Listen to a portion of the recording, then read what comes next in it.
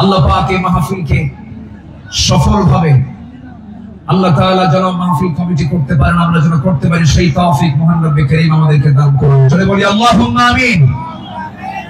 সম্মানিত ভাইরা, আজকে 2024 সাল। এই প্রোগ্রাম শুরু হয়েছে 2017 সাল থেকে। এই মাহফিলের শুরু থেকে নিয়ামতুল্লাহ নিজামী এই আয়োজন করে যাচ্ছেন। আল্লাহ তাআলা এই মাহফিলের সঙ্গে যারা সম্পৃক্ত ছিলেন, ইতিমধ্যে যিনি আমাদের মুরব্বী নিয়ামতুল্লাহ নিজামীর শ্রদ্ধেয় পিতা, আমাদের সকলের মুরব্বী মরহুম মাওলানা শহীদুল্লাহ রাহিমাহুল্লাহ, তিনি ইন্তেকাল করেছেন। আমরা তার জন্য দোয়া করি আল্লাহ রাব্বুল আলামিন তার কবর থেকে জান্নাতের টুকরা বানায় দেন। জোরে বলি আল্লাহুম্মা আমিন। সম্মানিত উপস্থিতি, এই সাইডে এত কথা হয় কেন? কোন কথা বলা যাবে না তো? একটু মেহেরবানি করে আমরা, হ্যাঁ, একটু মেহেরবানি করে, পিছনে এলইডি আছে, প্রজেক্টর আছে, আপনি দেখতে পাবেন। মেহেরবানি করে মাহফিলের সৌন্দর্য রক্ষার দায়িত্ব একার না সবার? সবার। মেহেরবানি করে ডান পাশের আওয়াজটা মেহেরবানি করে বন্ধ করুন প্লিজ। আমার দিকে এখন তাকান। সম্মানিত দ্বীনি ভাইরা, সম্মানিত বন্ধুগণ, এই কোরআনের মাহফিলের এই সৌন্দর্য ওরা মুছে দিতে চেয়েছিল, একটা মহল ধ্বংস করতে চেয়েছিল। যেখানে মাহফিল, সেখানেই তারা বাধার সৃষ্টি করেছিল। যেখানে মাহফিল, সেখানেই তারা বিভিন্ন নানা ষড়যন্ত্র সৃষ্টি করেছিল। অসংখ্য আলেমকে বিগত 16 বছর অন্যায়ভাবে গ্রেফতার করে জেলখানা আটকে রেখে তাদের বাক শক্তিকে রুদ্ধ করে রেখেছিল। সম্মানিত ভাইয়েরা, আমরা সেই পরিবেশ আবারও ফিরে পেয়েছি। বলি আলহামদুলিল্লাহ। এই মুহূর্তে শুরুতে এই তাফসীরের এই প্ল্যাটফর্মে বসে যার কথা বারবার মনে হচ্ছে, যার কথা বারবার হৃদয়ে বারবার উঁকি মারছে, তিনি হচ্ছেন কিংবদন্তি শহীদ আল্লামা দেওয়ার হোসেন সাইদ রাহিমাহুল্লাহ। সম্মানিত ভাইয়েরা, 2009 সাল আমার জীবনের প্রথম হজ, এবং 2009 সালে শহীদ আল্লামা দেওয়ার হোসেন সাইদ সাহেবের শেষ হজ। আরাফার ময়দান, মিনা, মুজদালিফায়, বিভিন্ন জায়গায় একসঙ্গেই ছিলাম। এক পর্যায়ে আল্লামা সাইদ রাহিমাহুল্লাহকে প্রশ্ন করা হলো, দেশে মামলা হচ্ছে, ট্রাইব্যুনাল গঠন হচ্ছে, হুজুর আপনার এই মুহূর্তে দেশে ফেরত না যাওয়াই ভালো, আপনি থেকে যান। উনি মুচকি হাসি মেরে বললেন, আমার প্রিয় মাতৃভূমি, আমার দেশ বাংলাদেশ, আমার দেশের জনগণ মানবেতর জীবন যাপন করবে, কারারুদ্ধ থাকবে, জেল খাটবে, রক্ত ঝরাবে, আর সাইদি পালিয়ে বেড়াবে, বিদেশে থাকবে, এমন শিক্ষা আমার রাসূল দেন। তিনি জেলকে হামলা মামলাতে তোয়াক্কা না করে বীরের বেশে তিনি দেশে ফিরে এসেছেন। 2010 সালের 30 জুন তাকে অন্যায়ভাবে গ্রেফতার করা হয়।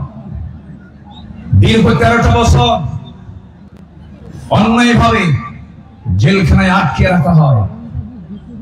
এদেশের নির্যাতনের ইতিহাসে সবচাইতে রিমান্ডের সবচাইতে বেশি নির্যাতন করা হয়েছে আমাদের আল্লামাকে।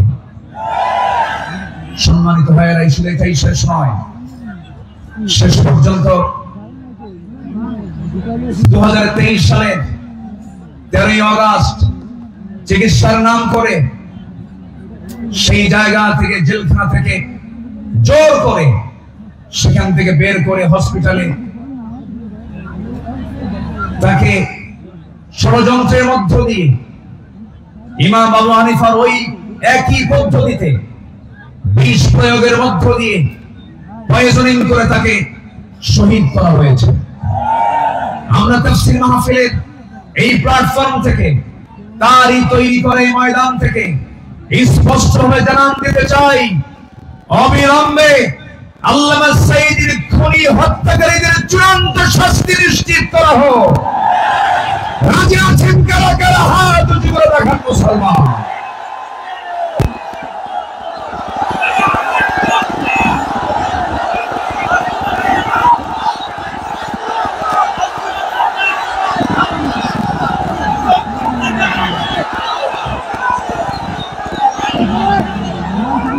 আল্লাহ কবুল করুন, জোরে বলি আমিন।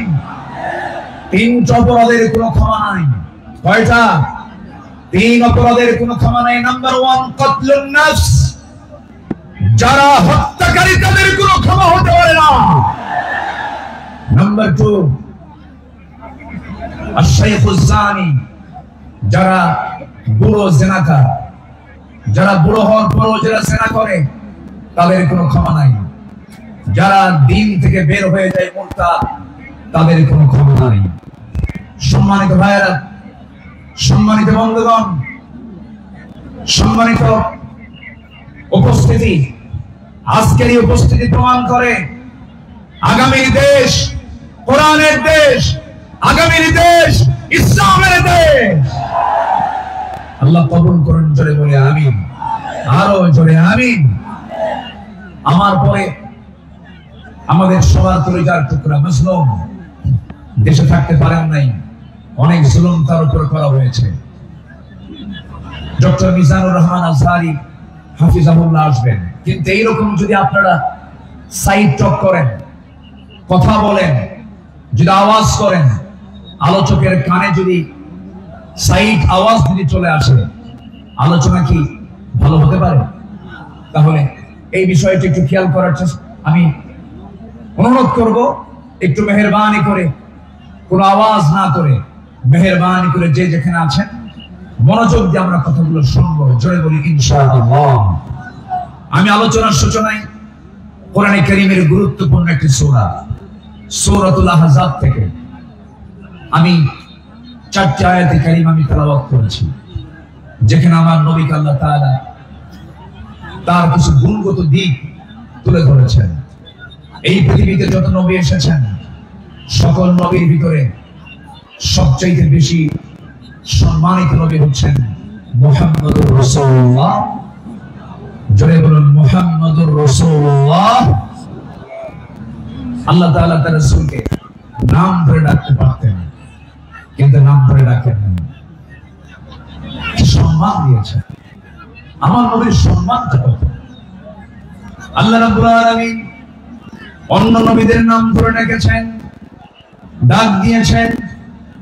আল্লাহ রাব্বুল আলামিন বলছেন, ইয়া আদামু উসকুন আনতা ওয়া যাওজুকাল জান্নাহ। ডাক দিয়েছেন, ওয়া মা তিলকা বিয়ামিনিকা ইয়া মূসা। ডাক দিয়েছেন, ইয়া ইয়াহইয়া খুযিল কিতাবা বিকুওয়া। আল্লাহ তাআলা সব নবীকে হরফে নিদা করে ডাক দিয়েছেন, কিন্তু একটা বারের জন্য আমার রাসূলকে নাম ধরে ডাকলেন, অথচ কোরআন তার উপরে নাযিল হয়েছে। আল্লাহ রাব্বুল আলামিন যেখানে তার নামটা নিয়েছেন, সেখানেই তার গুণটা বর্ণনা করেছেন।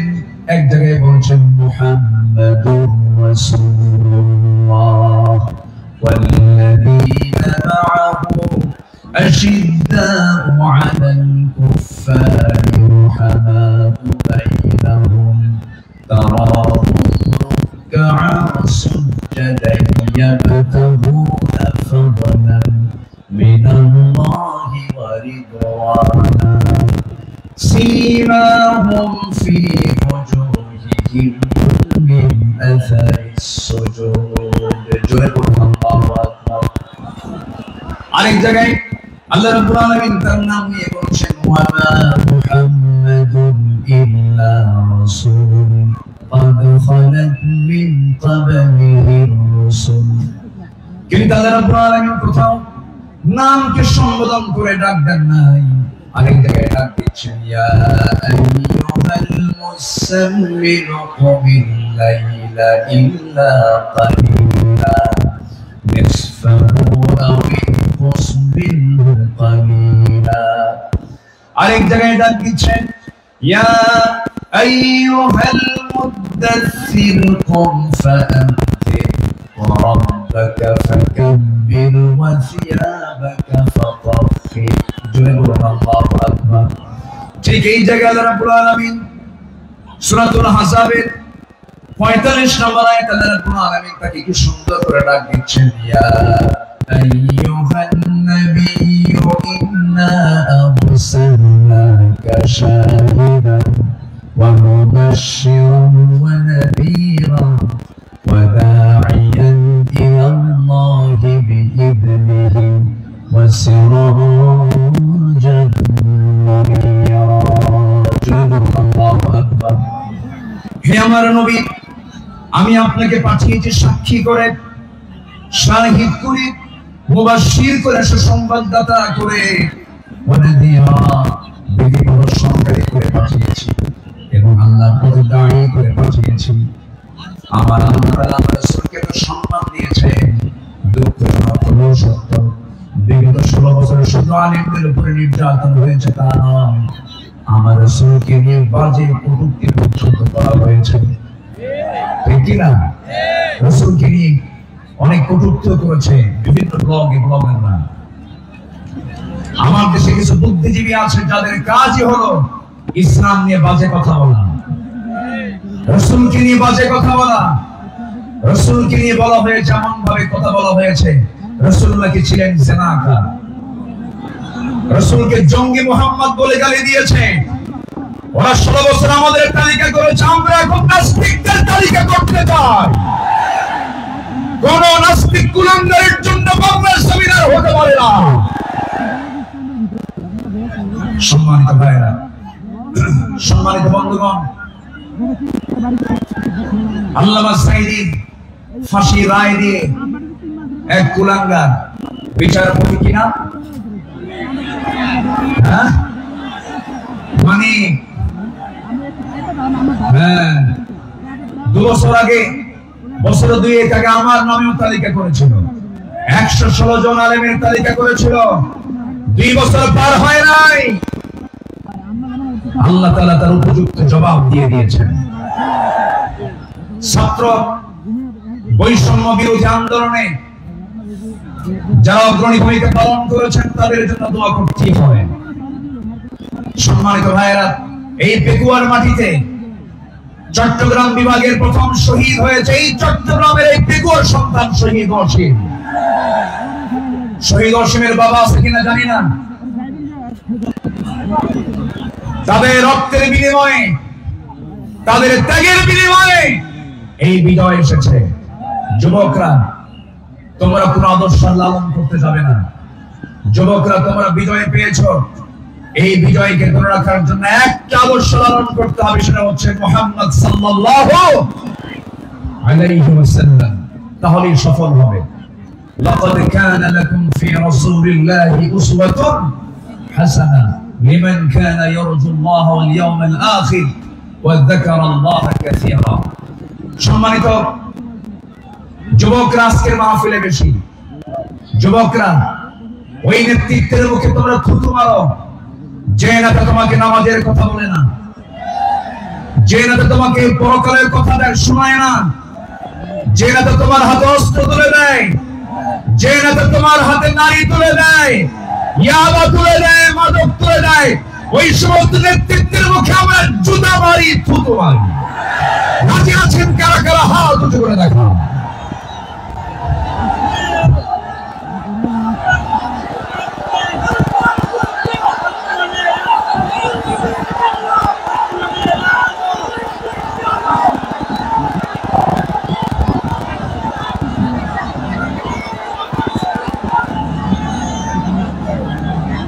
আল্লাহ কবুল করুন, জোরে বলি আল্লাহুম্মা আমিন।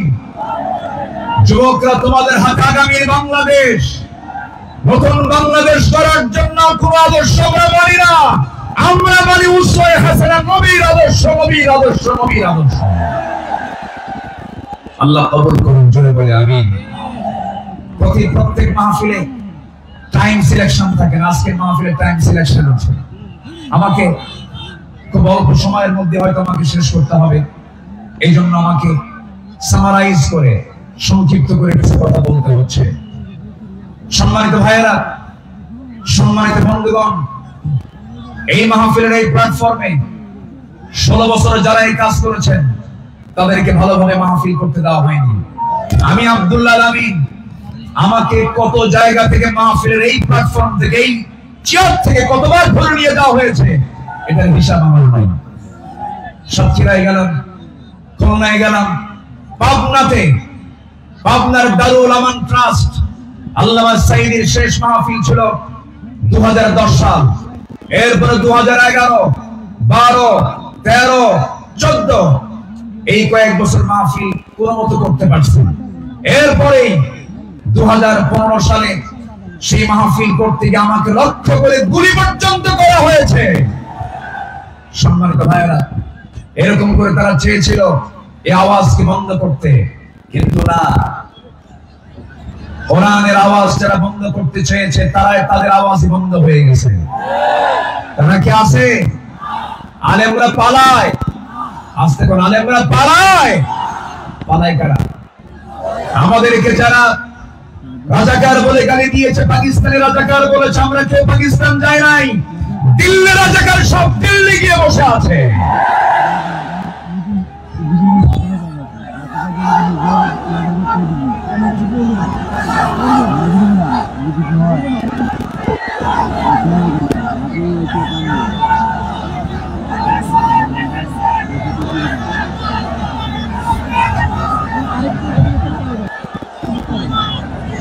সম্মানিত হাজিরিন, সম্মানিত ভাইয়েরা,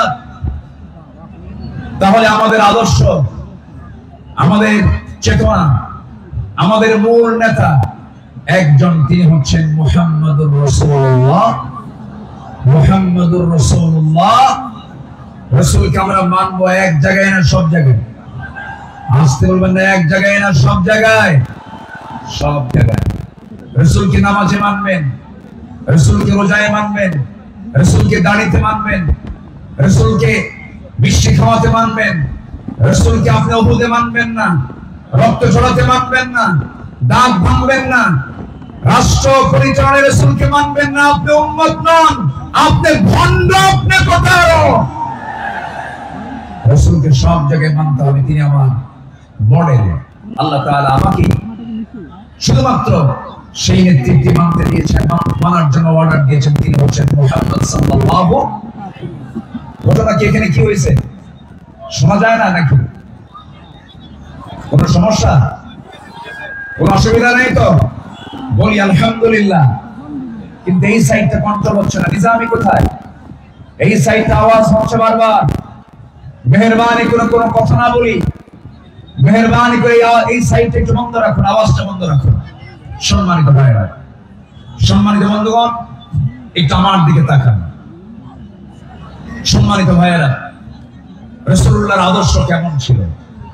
আমার নবীর চারিত্রিক সনদ পৃথিবীর কোন একাডেমি দেয়নি। আমার নবীর চারিত্রিক সনদের সার্টিফিকেট দিয়েছেন স্বয়ং কে? আসতে বলবেন না, তিনি কে? আল্লাহ তাআলা। আল্লাহ রাব্বুল আলামিন তার শানে বলেছেন, ওয়া ইন্নাকা লা'আলা খুলুকিন আযীম ফাসাতুবসিরু ওয়া ইউবসিরুন। আমার বন্ধুগণ, রাসূলকে যখন মক্কার কাফের মুশরিকরা নানা ভাবে কটূক্তি করা শুরু করে দিল, কেউ বলল লেজ কাটা, কেউ বলল নির্বংশ, কেউ বলল নতুন ধর্মের প্রবর্তক, রাসূলকে মাঝে মাঝে কথা যখন বলা শুরু হয়ে গেল, আমার নবীর শানে আল্লাহ রাব্বুল আলামিন সূরা কালাম নাযিল করে সব সুস্পষ্ট জানায় দিলেন, রাসূল আপনাকে যে যা বলে বলুন, কোনো হতাশ হবেন না, কোনো চিন্তা করবেন না, আপনি সুবহান চরিত্রকারী, জোরে বলেন সুবহানাল্লাহ। রাসূলকে উপহার দিলেন সূরা কাউসার।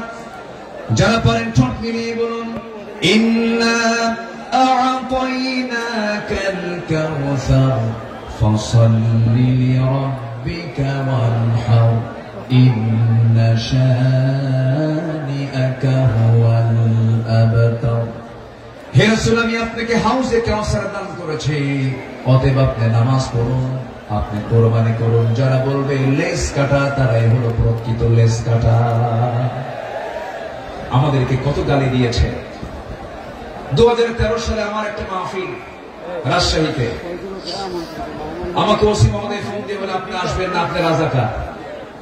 বললাম আপনি আমাকে রাজাকার বলেন, আপনি কি আমাকে চিনেন কি শুনেছি? বললাম 1971 সালে তো আমার মায়েরই বিয়ে হয় না। 71 সালের ঘটনা, 1971 সালের ঘটনা। সাক্ষীর জন্ম হলো 76, সাক্ষীর জন্ম কি 76। তাহলে এই সাক্ষী 71-এর ঘটনা দেখলো কেমনে? রুহের জগৎ থেকে দেখছে। এইরকম করে মিথ্যাচার করে তারা চালিয়েছিল 16 বছর।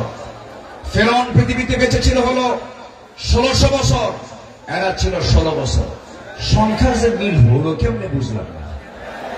একটা সংখ্যার মিল আছে না? নাই। চরিত্রেরও মিল আছে। ফেরাউনের একটাই সমস্যা ছিল, সেটা হলো আমাকে ক্ষমতায় থাকতেই হবে, প্রয়োজনে আমার মানুষ দরকার নেই, মেরে শেষ করে দেবে। ইযাববিহুনা আবনাআকুম ওয়া ইস্তাহয়ুনা নিসাআকুম। ফেরাউন কি করেছিল? জীবিত মায়ের পেট চিরে ছেলে সন্তানগুলোকে হত্যা করেছিল। এই পৃথিবীতে হত্যা রাজনীতি, ক্ষমতাকে পাকাপোক্ত করার জন্য হত্যা রাজনীতি প্রথম শুরু করেছিল ফেরাউন। আর যারা পৃথিবীতে হত্যা রাজনীতি করে তার সবগুলো ফেরাউনের প্রেতাত্মা। ফেরাউনকে আমরা বিদায় জানিয়ে দিয়েছি। সেদিন এক মাহফিলে বললাম এই কথা, একজন সাংবাদিক দাঁড়, হুজুর ওটা ছিল পুরুষ ফেরাউন আর আমাদের দেশেরটা ছিল হলো লেডিস ফেরাউন। সম্মানিত ভাইয়েরা, আমার নবীজি যে আদর্শের দিকগুলো আমি আলোচনা করতে চাচ্ছি, নাম্বার 2 হচ্ছে আমার নবী হচ্ছেন 1 নম্বর বিশ্ব শ্রেষ্ঠ চরিত্রের তিনি অধিকারী। নাম্বার 2 হলো আমার নবীজি সালাত ছিল সবার চাইতে কম না বেশি? তিনি সেজদা দিয়েছেন কম না বেশি? সবচেয়ে বেশি সেজদা দিয়েছেন মুহাম্মাদুর রাসূলুল্লাহ। মুহাম্মাদুর রাসূলুল্লাহ তিনি বলেছেন ওয়াজুইলা কুররাতু আইনি ফিস সালাহ। রাসূলের কাছে নামাজ ছিল হলো চক্ষু শীতলকারী। নাসাই শরীফের হাদিস। সম্মানিত ভাইরা, আমার নবীজির নামাজ ছিল অনেক লম্বা। তিনি যখন নামাজে দাঁড়িয়ে পড়তেন লম্বা সময় নিয়ে নামাজ পড়তেন। সেজদায় যখন যেতেন তার চোখের পানি এত পড়তো যায় নামাজ ভিজে যেত। এবং তিনি যখন কাঁদতেন, হাদিসে এসেছে তার কান্নাটার আওয়াজ এমন হতো চুলার উপরে পানি গরম দিলে যেমন টকবকের একটা আওয়াজ হয়, আমার নবীজি যখন কাঁদতেন তখন টকবক করা পানির মতো আওয়াজ হতো আমার নবীজির মুখ থেকে। তিনি এত কাঁদতেন, অথচ তার জীবনের কোনো গুনাহ ছিল না। তিনি কাঁদতেন অঝরে ঝাড়ায়, সেজদায় পড়ে পড়ে ঘন্টার পরে ঘন্টা। কোন এক রাতের আধারে আমার নবীজি সেজদায় পড়ে কাঁদতেছেন, পাশে বসে আছেন আম্মা জান আয়েশা সিদ্দিকা রাদিয়াল্লাহু তাআলা আনহা। আমার নবীজি লম্বা সময় সেজদার মধ্যে পড়ে আছেন, তিনি সেজদা থেকে মাথা ওঠান না। নবীজির কোনো আওয়াজ নাই, নবীজির কোনো শব্দ নাই। ঘন্টা পার হয়ে যায়, আম্মা জান আয়েশা মনে করছেন রাসূল বুঝে ইন্তেকাল করলেন কিনা। নবীজির গায়ে চিমটি কাটলেন, চিমটি কাটার সঙ্গে সঙ্গে তিনি নড়ে উঠলেন। সালাম ফেরা শেষ হলো। রাসূল বলছেন আয়েশা তুমি আমাকে চিমটি কাটলে কেন?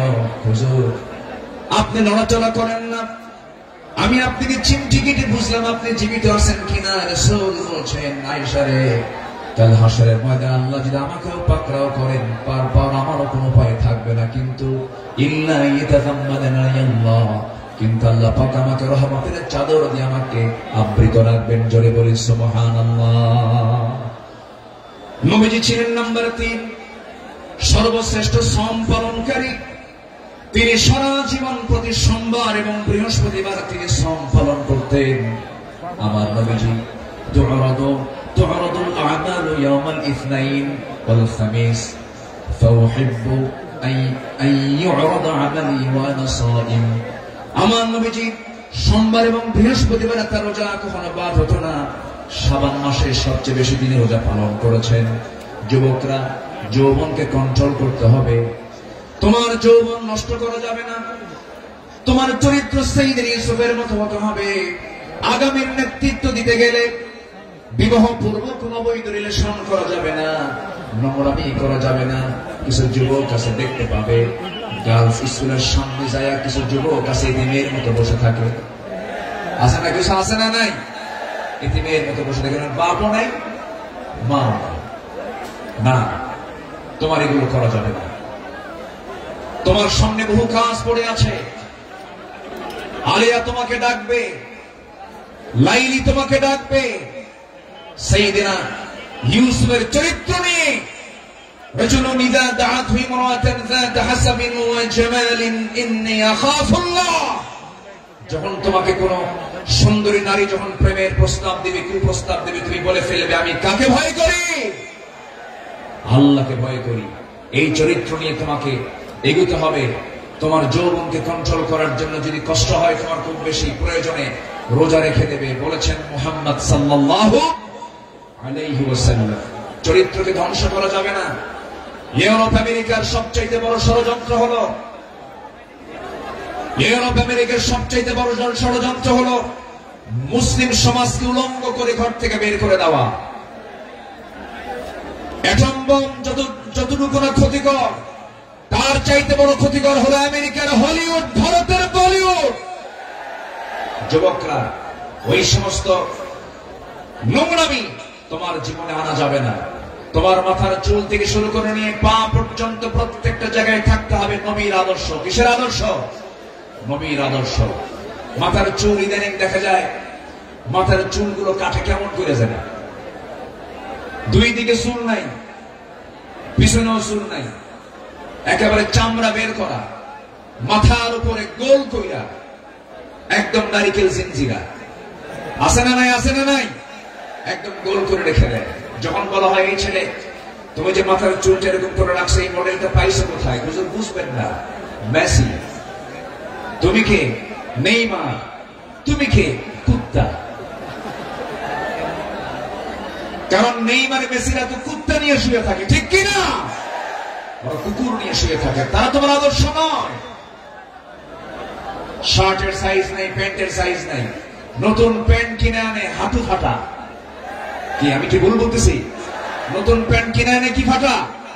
হাঁটু ফাটা, হাঁটুতে কাপড় নাই। ওই পোশাক পরে কি নামাজ হবে? আসতে বলো, ওই পোশাক পরে কি নামাজ হবে? হবে না। নামাজ হতে হলে আগে সতর্ক থাকতে হবে। অনেকদিন আগে এক মসজিদে ঢুকলাম আমি, নামাজ শুরু করবো, ঢুকি তো 2 রাকাত নামাজ। আমাদের দেশে বিভিন্ন মসজিদে লেখা থেকে লাল বাতি জ্বলাকালীন অবস্থায় নামাজ নিষেধ। এটা মানবেন না। আমার নবীজির সুন্নাহ যদি মানেন তাহলে মসজিদে ঢুকেই কয় রাকাত নামাজ পড়েছেন মুহাম্মদ সাল্লাল্লাহু আলাইহি ওয়াসাল্লাম।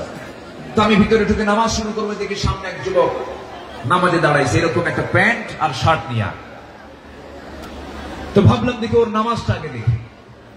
রুকুতে যখন গেছে, রুকুর ঠেলায় দেখি শার্ট উপরে, প্যান্টটা নিচের দিকে, মাঝখানে ফাঁকা। তো ভাবলাম এই তো রুকুর হাল, সেজদায় যে কি হবে আল্লাহই জানে। সেজদায় যখন গেছে তখন দেখি প্যান্ট খুলে আন্ডার প্যান্ট বের হয়েছে। এই হলো পোশাকের হাল। এই জাতীয় কোন পোশাক যুবকরা পরবে না। তোমার সূরত এবং সিরাত হতে হবে নবীর আদর্শ উজ্জীবিত, নবীর আদর্শের মতো হতে হবে, নবীর আদর্শকে লালন করতে হবে। সম্মানিত ভাইয়েরা, নাম্বার 4, আমার নবী ছিলেন অশেষ দানশীলতার শ্রেষ্ঠ একটা উদাহরণ। তিনি বেহিসাবি দান করতেন, কিচ্ছু রাখতেন না, সব দিয়ে দিতেন দিন প্রতিষ্ঠার সংগ্রামে। রাসূল যেদিন মারা যাবেন, আমার নবীজির ইন্তেকালের সময় হয়ে গেল, নবীজি দুনিয়া থেকে বিদায় নেবেন। আম্মা জান আয়েশার উরুর উপরে মাথা রেখেছেন। নবীজি যে কোনো মুহূর্তে দুনিয়া থেকে বিদায় নেবেন। এমন সময় বলছেন, আয়েশা রে, আমি মনে হয় দুনিয়া থেকে বিদায় নেব, আমার মনে হয় বিদায় লগনটা চলে আসছে, যে কোনো মুহূর্তে মালাকুল মউত চলে আসবে। দেখো তো আমার ঘরের মধ্যে কোনো কিছু আছে নাকি। গোটা ঘর তালাশ করে কয়েকটা স্বর্ণের টুকরা বের হলো। আমার নবীজি হাতের তালুতে নিয়ে বললেন, আয়েশা, এতটুকু সম্পদ আমি রাখতে চাই না, এতটুকু সম্পদ আমি একামতে দিনের কাজে আমি দান করে দুনিয়া থেকে বিদায় হতে চাই। আমার নবীজি 2 হাতে দান করেছেন। নাম্বার 5 হলো পৃথিবীর সবচেয়ে শ্রেষ্ঠ সৎ প্রেমময় এবং সৎ ন্যায়পরায়ণ স্বামী ছিলেন আম্মা জান আয়েশা বলেন, রাসূল আমাকে এত পরিমাণ ভালোবেসেছেন, রাসূল বলেছেন শরীর খাবার যেমন শ্রেষ্ঠ, আমার স্ত্রী হলো সবার মধ্যে শ্রেষ্ঠ। আমি আয়েশাকে দারুণ ভালোবাসি।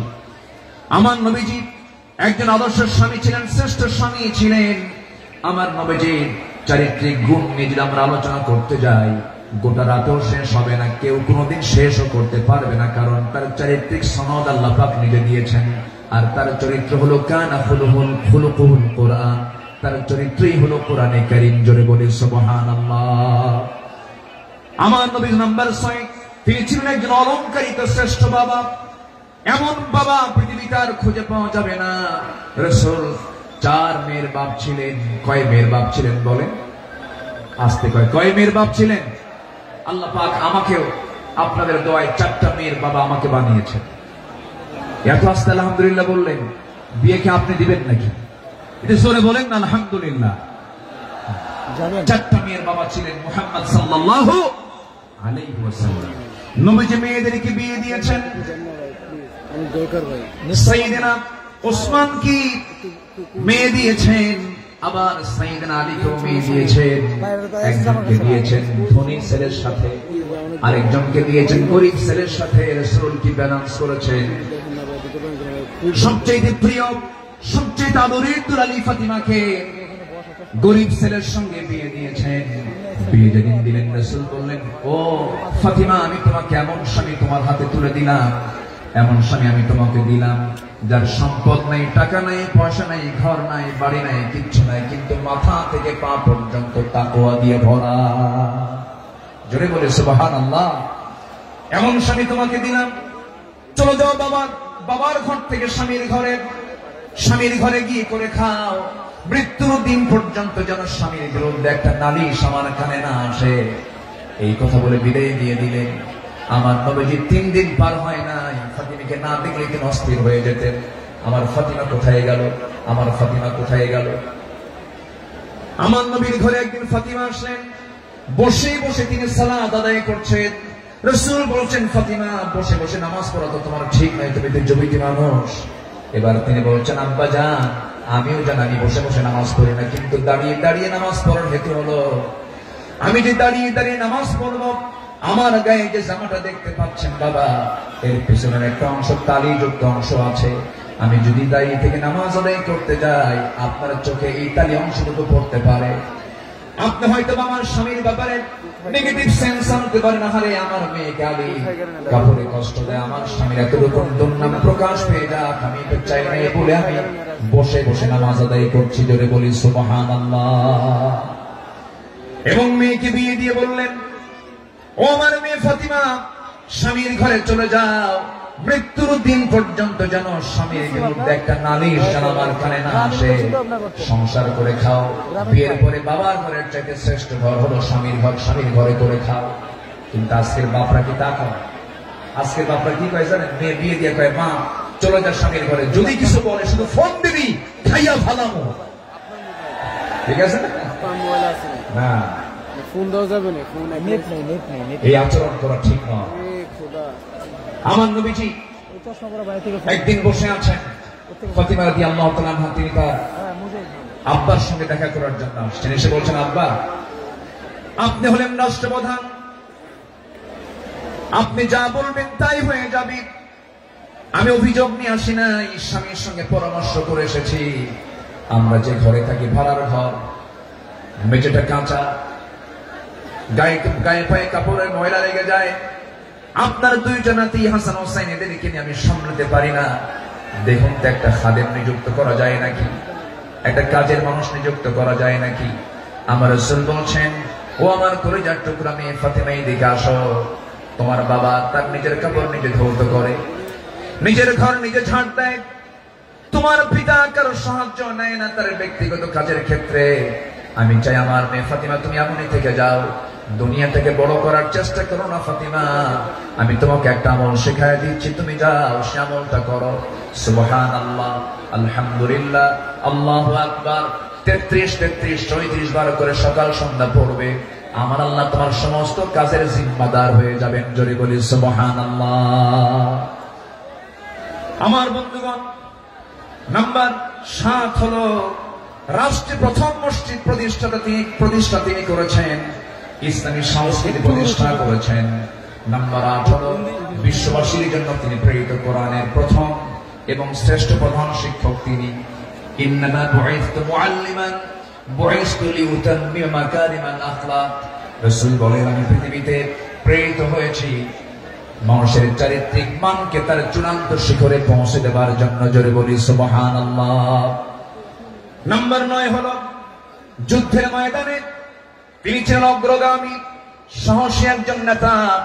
বদর, উহুদ, খন্দক, এই সমস্ত যুদ্ধ তার প্রমাণ।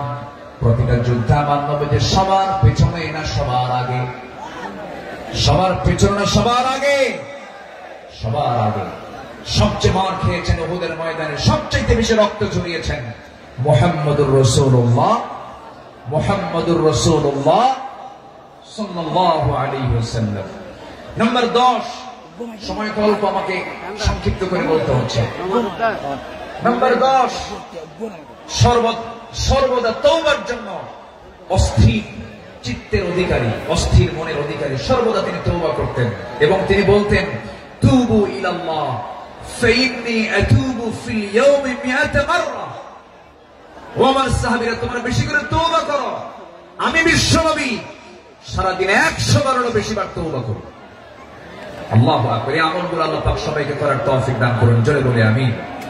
নাম্বার 11, এই পৃথিবীতে সবচেয়ে বড় জাকির ছিলেন, সবচেয়ে বেশি তিনি জিকির করনেওয়ালা ছিলেন মুহাম্মদ সাল্লাল্লাহু আলাইহি ওয়াসাল্লাম। তিনি বলেছেন, মান ক্বালা সুবহানাল্লাহ ওয়া বিহামদিহি ফি ইয়াউমিন 100 মাররাতিন হুত্তাত খাতায়াহু ওয়া ইন কানাত মিসলা যাবাদিল বাহর। অর্থাৎ যদি কেউ 100 বার সুবহানাল্লাহ ওয়া বিহামদিহি এটা যদি বলতে পারে, তাহলে সমুদ্রের ফেনা পরিমাণও যদি গুনাহ হয়, সেই গুনাহ আল্লাহ পাক তার জীবন থেকে সাফ করে দেবেন। রাসূল তার জিহ্বা সর্বক্ষণ কার জিকিরে ব্যস্ত থাকতো? আসতে বলুন, কার জিকিরে ব্যস্ত থাকতো? আল্লাহর জিকিরে। নাম্বার 12 হলো ধৈর্যশীলতার জীবন্ত উদাহরণ ছিলেন মুহাম্মদুর রাসূলুল্লাহ সাল্লাল্লাহু আলাইহি সাল্লাম। ধৈর্য কাকে বলে, ধৈর্য কি, তার বাস্তব প্রমাণ হচ্ছেন মুহাম্মদ সাল্লাল্লাহু আলাইহি ওয়াসাল্লাম। মক্কায় 13টা বছর তিনি মার খেয়েছেন, কত নির্যাতন সহ্য করেছেন, কত অত্যাচার তিনি সহ্য করেছেন। মক্কায় 13 বছরের সাহাবায়ে কেরামকে মেরে মেরে রক্তাক্ত করেছে। খাব্বাবকে মেরে জ্বলন্ত অঙ্গার পিঠের মধ্যে ঢুকে গেছে, চর্বি দিয়ে অঙ্গার নিভে গেছে, তবুও তাদের মুখ থেকে একবারের জন্য বাপ যায়নি লা ইলাহা ইল্লাল্লাহ। কি ধৈর্যশীলতার তিনি পিরামিড ছিলেন, ধৈর্যের এক পিরামিড ছিলেন মুহাম্মদ সাল্লাল্লাহু আলাইহি ওয়াসাল্লাম। মক্কার মাটিতে নির্যাতন করা হয়েছে, সাহাবায়ে কেরামদের উপর অমানবিক পাশবিক অত্যাচার করা হয়েছে, কিন্তু এক চুল পরিমাণ তারা নড়েন নাই। বেলালের কথা কে না জানেন, সুমাইয়ার কথা কে না জানেন, ইয়াসার পরিবারের কথা কে না জানেন। এই সমস্ত সাহাবায়ে কেরামে রক্তদানের মধ্য দিয়ে দিন কায়েম হয়েছে। সম্মানিত ভাইয়েরা, দিন কায়েমের জন্য যদি ধৈর্যের পরিচয় দিয়ে 13 বছর মক্কায় মার খেয়ে মদিনার 10 বছরে যদি সাহাবায়ে কেরামের জীবন দিতে হয়, আমার নবীজির দান্দা মোবারক শহীদ করতে হয়, কোমর যদি হারাতে হয়, আমার নবীজির মাথা থেকে পা পর্যন্ত অসংখ্য আঘাতের চিহ্ন যদি বহন করতে হয় নবীজির জীবন থেকে, সেই দিন কায়েমের জন্য আগামীর বাংলাদেশ আমরা দিন প্রতিষ্ঠার জন্য যদি আমাদের রক্ত দিতে হয়, জীবন দিতে হয়, সেই নবীর পন্থায় কি জান মাল কোরবান দিতে রাজি আছেন? রাজি আছেন কারা কারা? হাত উঁচু করে আল্লাহকে সাক্ষী রেখে দেখায় দেয়।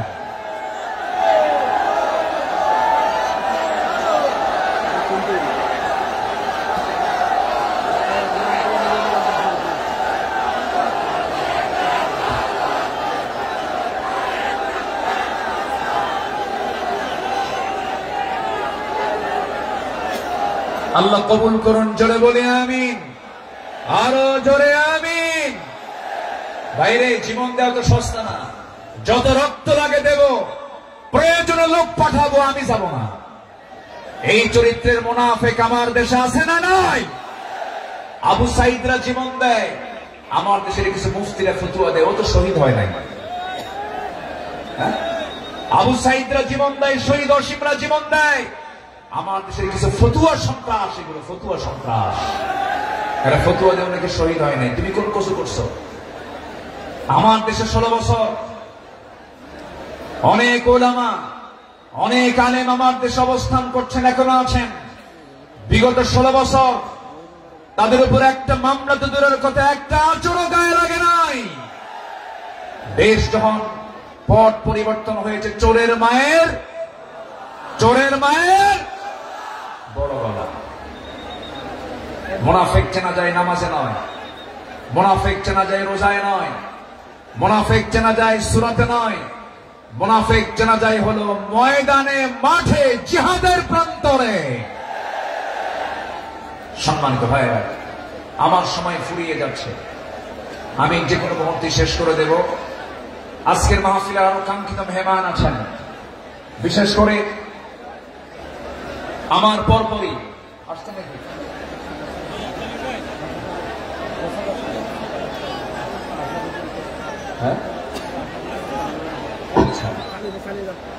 জি,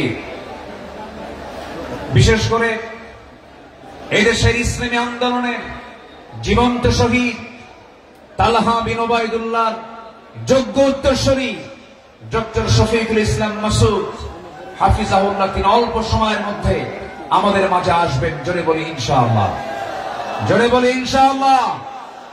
তার বয়ান ছিল মাগরিবের পরে, উনি আসতে একটু পথে জ্যামের কারণে দেরি হচ্ছে বিধায় আমি আগেই উঠেছি। উনি ওনার তেজোদ্দীপ্ত হৃদয়ের খোরাক আপনাদের জুটাবেন। জোরে বলি ইনশাআল্লাহ, আরো জোরে বলি ইনশাআল্লাহ। সম্মানিত হাজিরিন, নাম্বার 12 যে গুণটার কথা বলছিলাম, আমার নবী ছিলেন ধৈর্যশীলতার এক মূর্ত প্রতীক। তায়েফের ময়দানে গিয়ে রাসূল দাওয়াত দিতে গিয়ে ফুল পেয়েছেন না পাথর পেয়েছেন? আসতে কয়, ফুল পেয়েছেন না পাথর পেয়েছেন? পাথর পেয়েছেন। আমার নবীজি মক্কার মাটিতে দাওয়াত দিতে গিয়ে নবীর বিরুদ্ধে মামলা হয়েছে, হামলা হয়েছে, নির্যাতন হয়েছে, আঘাত করা হয়েছে, রক্তাক্ত করা হয়েছে।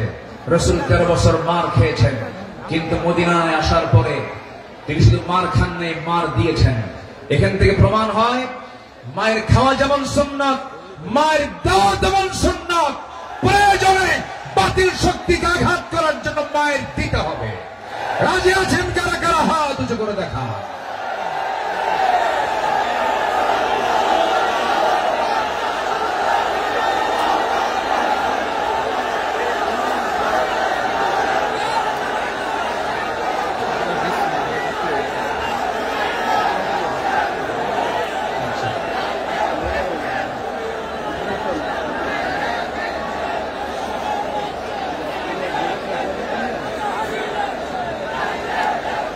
যে আমি তো দাঁড়াতে বলিনি, আমি তো দাঁড়াতে বলিনি ভাই, আপনি দাঁড়িয়ে আছেন, আরেক ভাইয়ের কষ্ট হচ্ছে।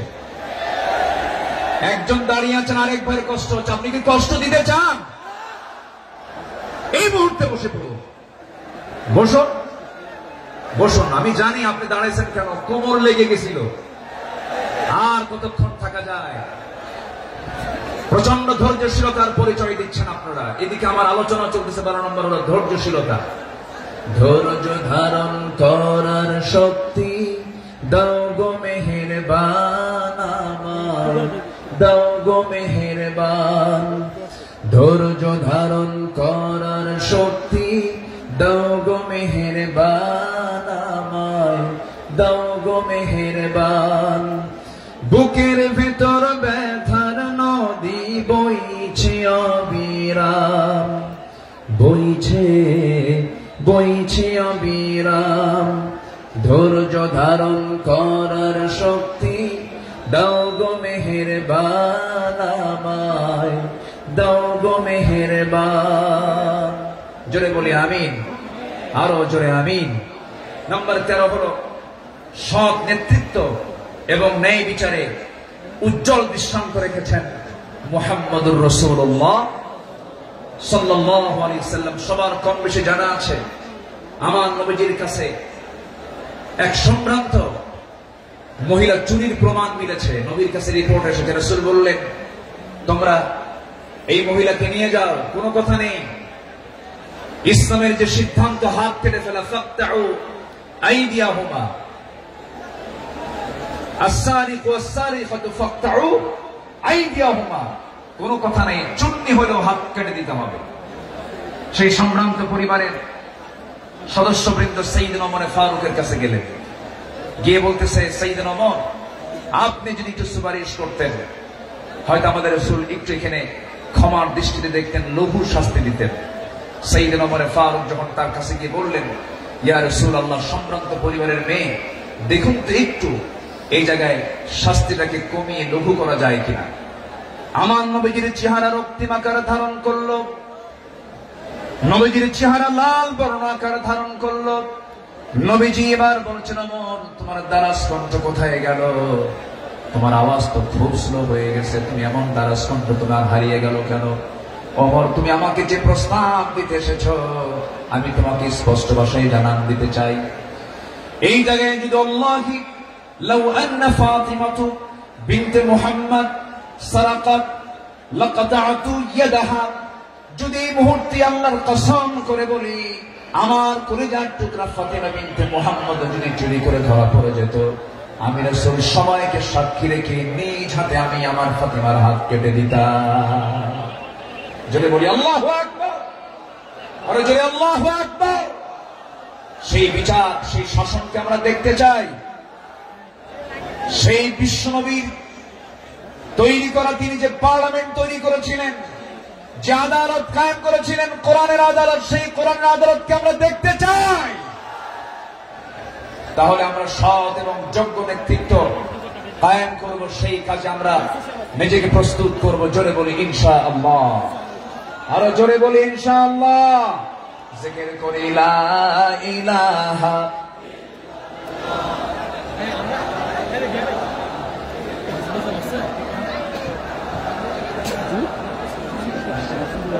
আরো জোরে লা ইলাহা, আরো জোরে সুবহানাল্লাহ ওয়ালহামদুলিল্লাহ, লা ইলাহা ইল্লাল্লাহ মুহাম্মাদুর রাসূলুল্লাহ সাল্লাল্লাহু। সবার কাছে দোয়া চাই, সবাইকে আমার জন্য দোয়া করবে। সবার কাছে দোয়া আছে, সবার জন্য দোয়া করে আমি এখানে শেষ করছি। সুবহানাকাল্লাহুম্মা ওয়া বিহামদিকা আশহাদু আল্লা ইলাহা ইল্লা আনতা আস্তাগফিরুকা ওয়া আতুবু ইলাইক। আসসালাম।